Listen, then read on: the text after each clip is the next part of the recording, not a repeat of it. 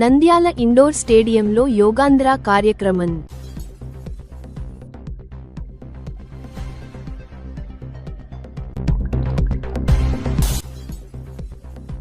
నంద్యాల మాజీ మంత్రి అమర్నాథ్ పై కోడిగుడ్లు, చెప్పులతో దాడి.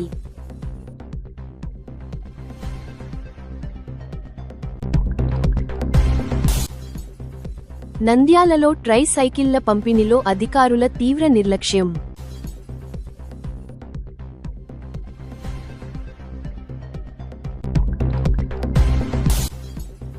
బనగానపల్లె ఉర్దూ పాఠశాలలో ఉచిత యూనిఫామ్లు, పాఠ్యపుస్తకాల పంపిణీ. ప్రభుత్వ పాఠశాలల్లో నాణ్యమైన విద్య.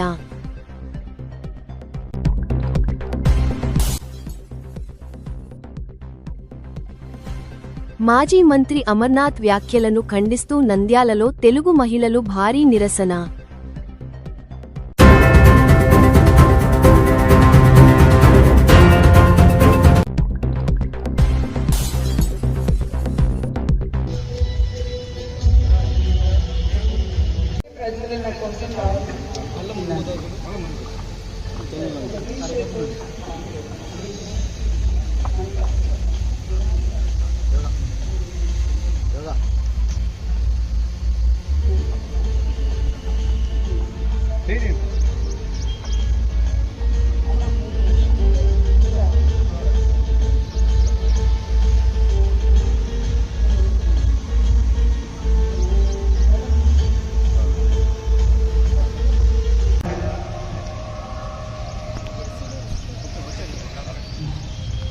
గౌరవనీయులైన కలెక్టర్ గారికి యోగాంధ్ర టీం తరఫున స్వాగతం, సుస్వాగతం. ఇక్కడికి ఇచ్చేసిన యోగా గురువులకు, సాధకులకు, అలాగే మున్సిపల్ కమిషనర్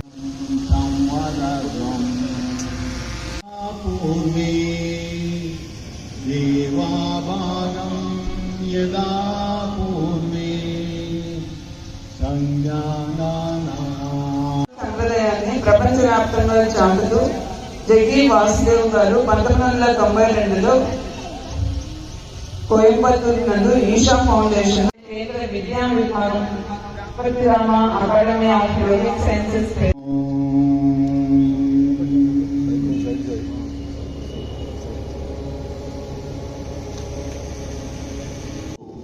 కుడివైపు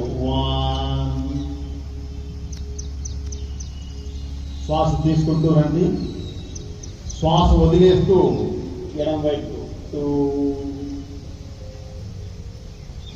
శ్వాస తీసుకుంటూ యథాస్థానానికి రావాలి. జ్యోతి ప్రజ్వలన కార్యక్రమాన్ని ప్రారంభిద్దాము. కలెక్టర్ గారు, ఎస్పీ గారు, జాయింట్ కలెక్టర్ గారు వేదికని మీదికి రావాల్సిందిగా కోరుతున్నాను. మున్సిపల్ కమిషనర్ గారు. 1 2 2 3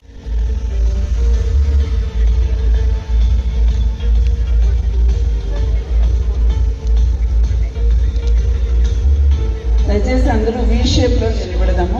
ఫోటో అందరూ కావాలి.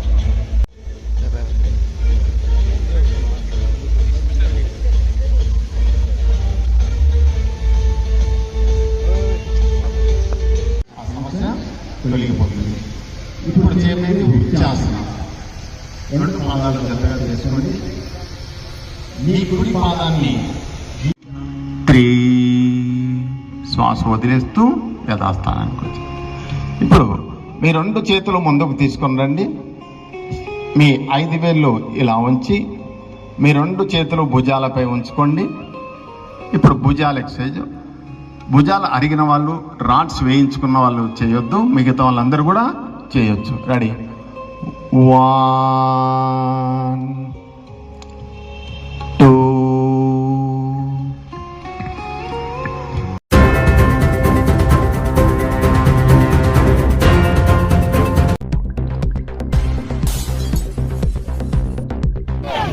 అమర్నాథ్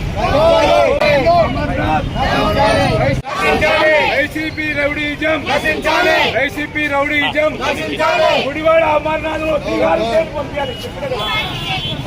గుడివాడ అమర్నాథ్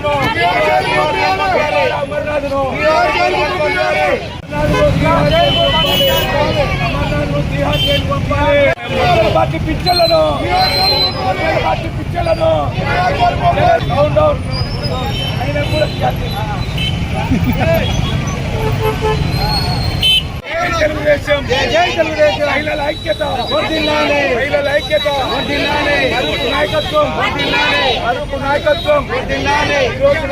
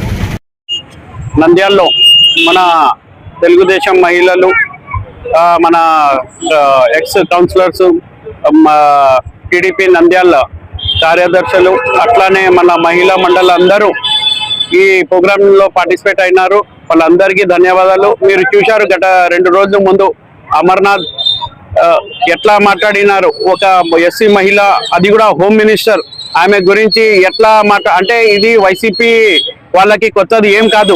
వాళ్ళు గవర్నమెంట్ లో వాళ్ళు పదవిలో ఉన్నప్పుడు కూడా ఇట్లానే కించపరిచే మాట్లాడినారు. మీరు చూశారు గతంలో కూడా వాళ్ళు స్వయంగా మన చంద్రబాబు నాయుడు గారి మిసెస్ గురించి, లోకేష్ బాబు మిసెస్ గురించే ఎట్లా మాట్లాడినారో మీకు తెలుసు.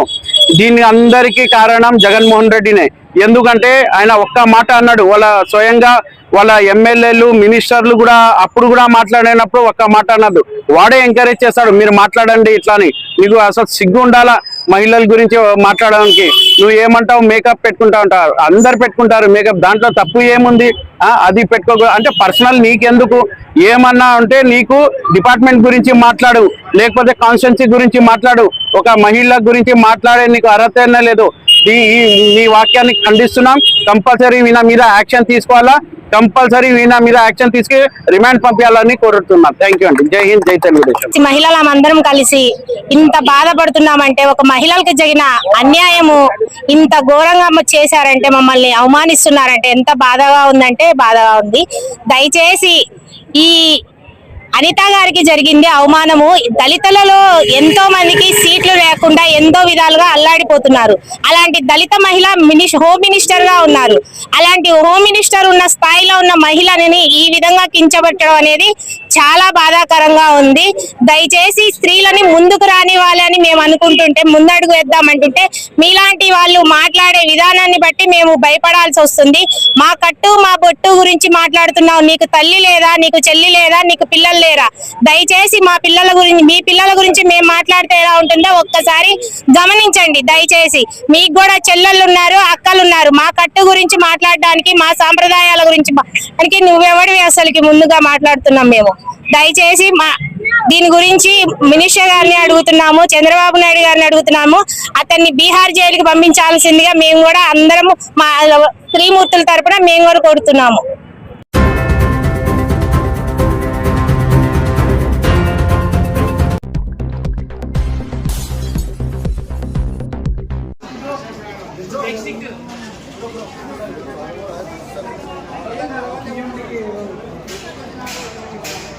ఈ పేర్లలో పిలుస్తాము, కొంచెం సైడ్ ఉండండి సార్. అది ఫిట్ చేస్తున్నారు. మీ కాడికి వచ్చిస్తామా, మీ కాడికి చేతి వచ్చిస్తామా. దయచేసి మనోజ్ బ్రో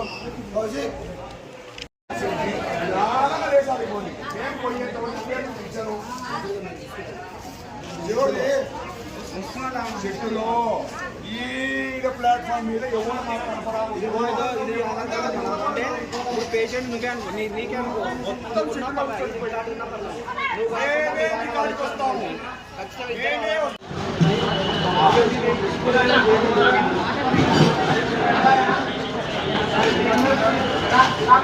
ఆయన ఇప్పుడు వచ్చినారు, ఆయనకి ఇచ్చి పంపిస్తున్నాడు. చూడు వీళ్ళే వీళ్ళకి వచ్చాము.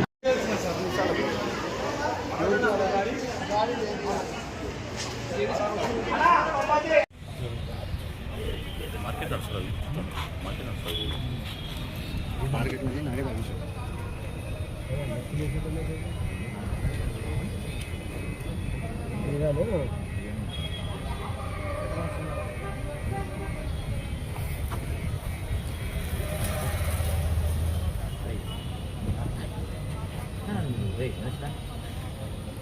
అదే మీకు పొద్దున ఉంటుంది, ఆ స్కూల్ వేరే ఉంటుంది. Break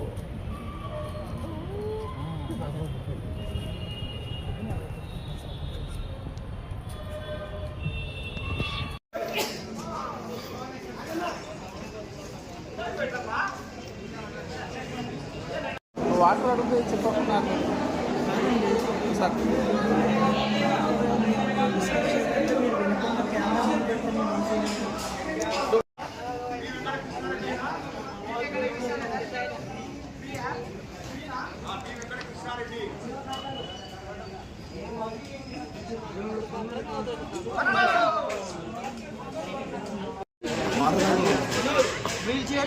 water ఏమైందబ్బా?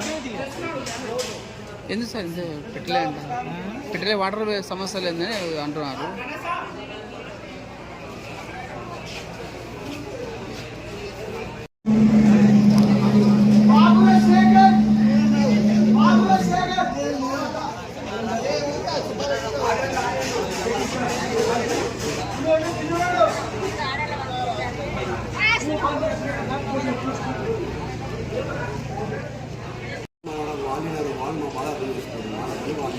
మన సమస్యలు నిన్న రావాల్సింది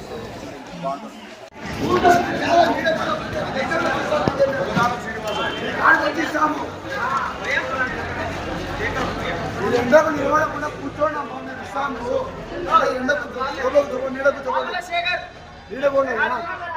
మేమే మీ దగ్గరకు వచ్చి ఇస్తాము. మీ టెన్షన్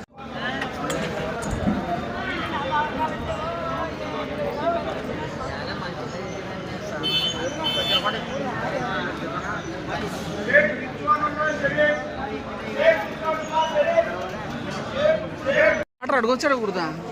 ఈ లెవెల్లో మీరు వేస్తే ఇన్వెస్టిగేషన్ ఆఫీసర్ ఇప్పుడు వాటర్ అడగొచ్చు అడగకూడదా? అంటే వాటర్ అడగడం తప్ప అంటారు. చెప్పు సార్, వాటర్ అడగడం తప్ప. వాటర్ అడిగితే కూడా మీరు అంత ఫీల్ అవుతుంది అంటే రిపోర్టర్ అయిన వ్యక్తిని కూడా మీరు అంత విమర్శించి మాట్లాడితే.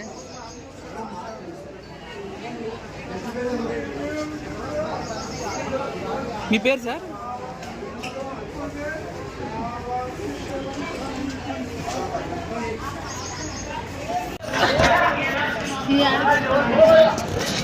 ఎవరు చూసాక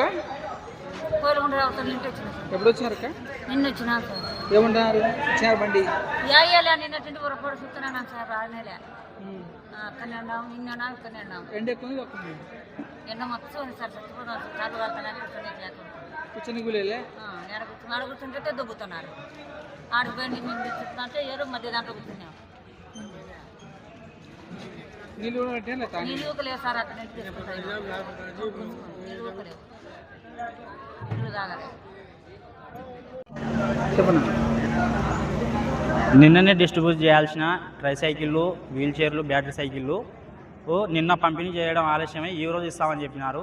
ఈరోజు ఇచ్చిన తర్వాత కూడా ఇక్కడ ఎటువంటి ఏర్పాట్లు చేయలేదు. కనీసం తాగడానికి వాటర్ కూడా పెట్టలేదు, షేమియాన లేదు. ఎండ తీవ్రత వల్ల వచ్చిన వికలాంగులందరం ఇబ్బంది పడుతున్నాం. దానికి తోడు వచ్చిన వాళ్ళు ఏదన్నా అడుగుతుంటే కూడా ఇక్కడ ఉన్న వాళ్ళు సీరియస్గా మాట్లాడి పంపిస్తున్నారు. అవసరమైతే తీసుకోండి, లేదంటే వెళ్ళిపోండి అన్నట్టు మాట్లాడుతున్నారు. ఇక్కడికి వచ్చిన వాళ్ళు తగు ఏర్పాట్లు చేసి వికలాంగులకు న్యాయం చేయవలసిందిగా కోరుతున్నాం. విలేకరులతో మాట్లాడుతుంటే మీరు చెప్పినదల్లా ఇన్నేమలే, నీకేం అవసరం లేదులే అని అంటున్నారు.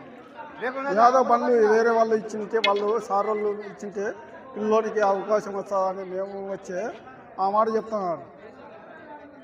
ఆ సమస్య చెప్పడం కూడా తప్పేనట వాళ్ళకు. మీరు చెప్పినామేమో నేను ఇన్నేమలే అని అంటున్నారు. చూడండి, ఎక్కడన్నా జరిగింది ఆ మాట. దొబ్బాకున్నా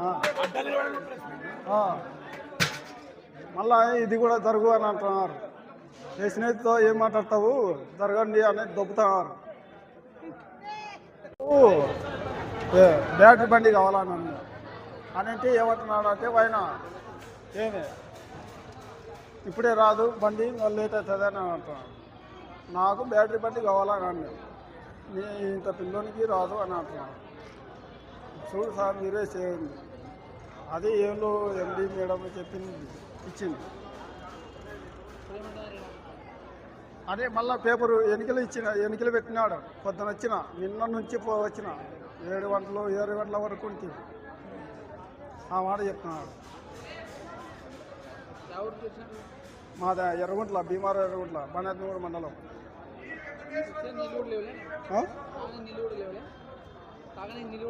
లేవు, నీళ్ళు లేవు, ఏం లేవు, అన్నం కూడా ఏం లేదు.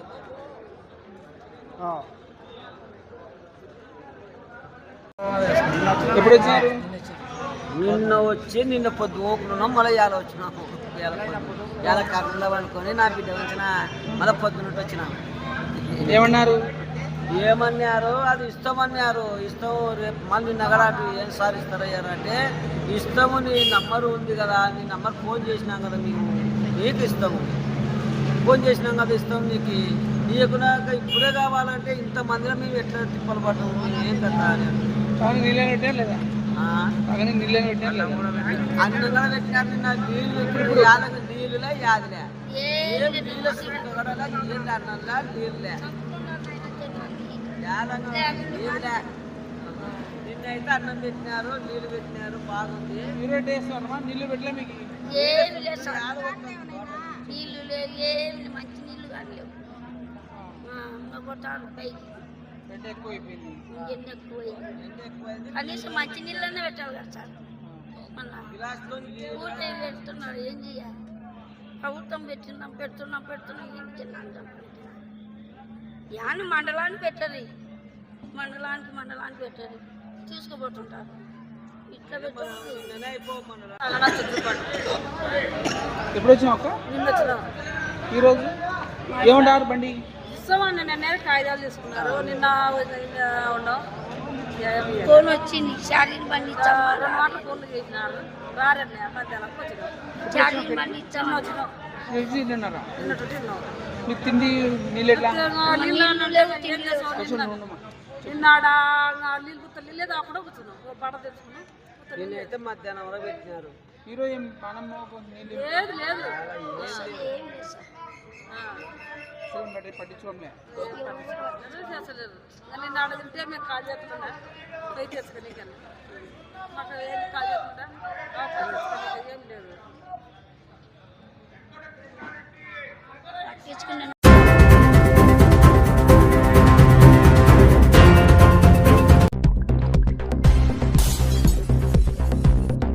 एक दिन आपका बच्चों को घर में रखे तो उस दिन का एक जो पूरा को घर में रखना नहीं, रोज भेजना। आपके घर का खाना से अच्छा हमारे स्कूल्स में खाना दे रहे, ठीक है ना? आज क्या दे रहे बच्चों को? अगर वो लोगों के बच्चे प्राइवेट स्कूल में जा रहे बोले तो वो लोगों को समझा के गवर्नमेंट स्कूल में लाइए। अब हमारा कमिश्नर मैडम और हमारा विद्याशाखा मंत्री लोकेश बाबू का यही गुजारिश है सबसे, प्राइवेट स्कूल से पूरा बच्चे गवर्नमेंट स्कूल में आना।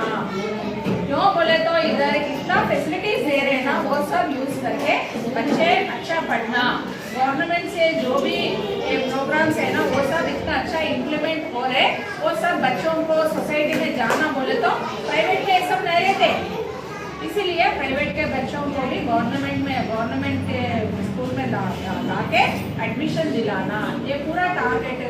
इसीलिए हम लोग क्या करें, पूरा समर में रोज एक विलेज फिरे में HM टीचर्स और मैं CRP जाके एक विलेज में आंगनवाड़ी से पूरा लिस्ट लेके 5+ एज चिल्ड्रन का एक घर को जाके उन लोगों को रिक्वेस्ट करके स्कूल में डाले।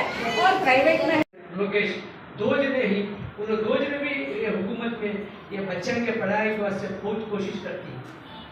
उनकी कोशिश कामयाबी होना का तो हमें हमारे बच्चों को अच्छा पढ़ा ले तो हमारे बच्चे की इज्जत है। कल के दिन बच्चा 10 क्लास पार होने के बाद वो क्या करना बोले तो भी वो बच्चे को पढ़ने की जरूरत है। कहीं पे तो एक हिसाब किताब होना तो भी 10 क्लास जरूरत है। एक घर में कपड़े लिखो डालना बोले तो भी अपनी पढ़ाई की जरूरत है। एक उसके बाद एक नॉलेज लोगों को बच्चा अच्छा पढ़ लिया, मौका हुकूमत के जरिए से बड़े बड़े पोस्टर में भी डॉक्टर इंजीनियर क्या भी अपने मुकद्दर के बराबर बन सकता है। वो बच्चों की तरबियत को पकड़ कर रहता है। वो बच्चों की तरबियत के बाद माँ बाप उसके ऊपर जिम्मेदारी से पढ़ाना है। उसके बाद हुकूमत करने का काम हुकूमत करती है, उसके बाद माँ बाप करने का काम माँ बाप करना, उसके बाद स्कूल टीचर हेडमास्टर की जिम्मेदारी है। उनको तुम्हें पूरा जिम्मेदारी उनके माँ बाप को हमारे बच्चे की तरक्की करना तुम्हारे हाथ में है, वो तो उनके हाथ में रखना तुम्हारी जिम्मेदारी है। जब तुम्हें जिम्मेदारी से जब हेडमास्टर बच्चे के हाथ में उनका रखे तो उन्होंने अपने शौक से उनका हाथ से हुए स्वांग बच्चा को कोशिश कर को हमारे स्कूल में बड़े से बड़ा बच्चे मार का आना बोले कि इंतजाम लोग करती। मोहब्बत वो तो चीज है। मैं यहाँ तक अब तक स्कूल को तरक्की करने की कोशिश किया हूँ और मैं और मेरे कलीग्स अल्हम्दुलिल्लाह मैं तो मुतमईन हूँ और इंशाल्लाह और इसे तरक्की करने की कोशिश करेंगे ज़रूर। पहले जो रोल था गुज़िश्ता साल वो कम था, इस साल आपको मालूम है हमसे ज़्यादा मैडम बहुत तकलीफ उठाई ग्रुप में। हर इलाका, हर खरिया, हर स्कूल, हर कैटमेंट एरिया, ये जो समर था बहुत हार्ड समर था। समर में भी बैगनपल्ली मंडल में फिर ऐसा कोई खरिया नहीं मैडम, घर भी फिर हमारे साथ भी फिरे। हमारे इलाके में BC कॉलोनी में घर आके बच्चों को गवर्नमेंट स्कूल में एडमिशन कराओ। गवर्नमेंट स्कूल में टीचर्स भी बेहतरीन टीचर्स भी हैं, अच्छे टीचर्स हैं, अच्छा पढ़ा रहे हैं। डेवलपमेंट भी गवर्नमेंट भी बहुत अच्छा डेवलप कर रही है। तो इस तरह से हमारे सर्वेपल्ली राधाकृष्णन का विद्या मित्र किट में कई चीज़ें आ रही हैं। हमारे बैग्स आ रहे हैं, यूनिफॉर्म्स आ रहे हैं, बुक्स आ रहे हैं, बेल्ट आ रहा, हर एक चीज़ आ रहा। गवर्नमेंट हर एक चीज़ मुहैया कर रही है फ्री से। खाने का इंतजाम है, एक बच्चे को कई हज़ारों रुपये खर्च कर।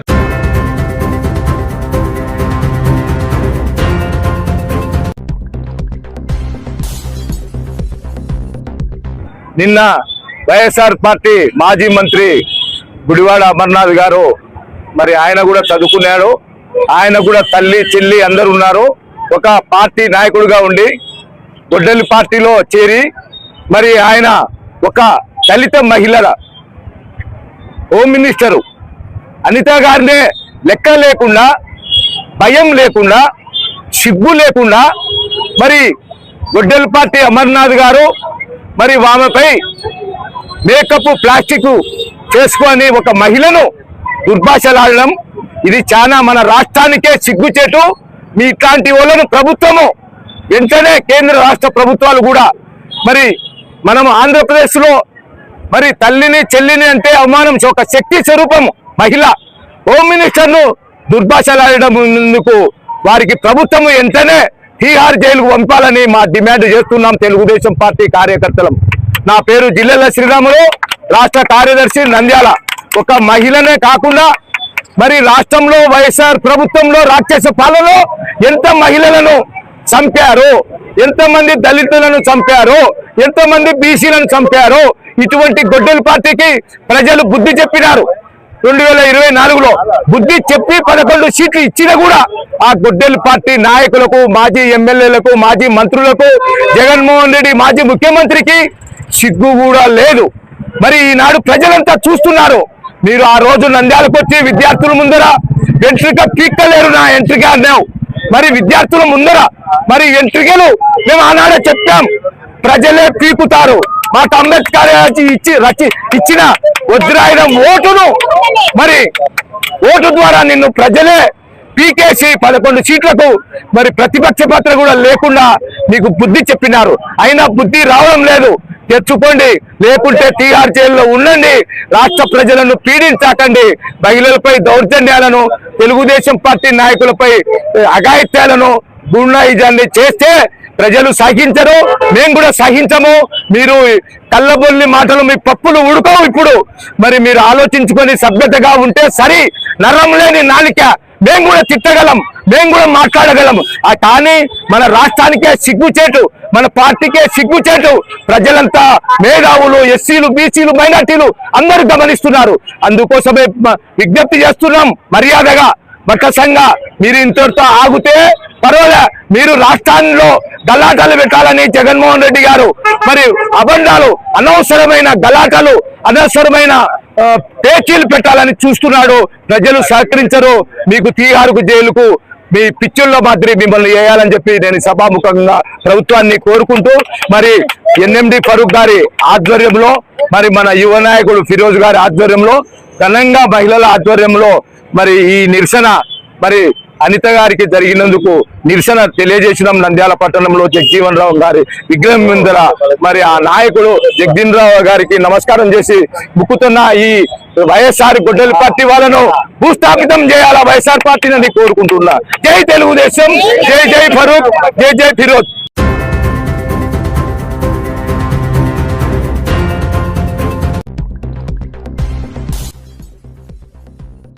నంద్యాల ఇండోర్ స్టేడియంలో యోగాంధ్ర కార్యక్రమం.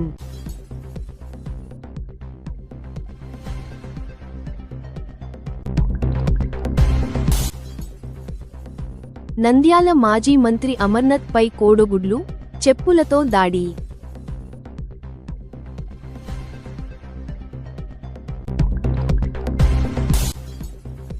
నంద్యాలలో ట్రై సైకిళ్ల పంపిణీలో అధికారుల తీవ్ర నిర్లక్ష్యం.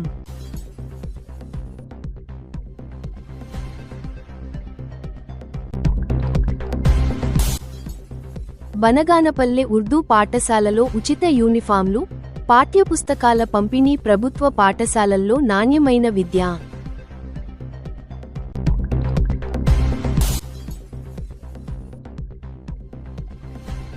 మాజీ మంత్రి అమర్నాథ్ వ్యాఖ్యలను ఖండిస్తూ నంద్యాలలో తెలుగు మహిళలు భారీ నిరసన.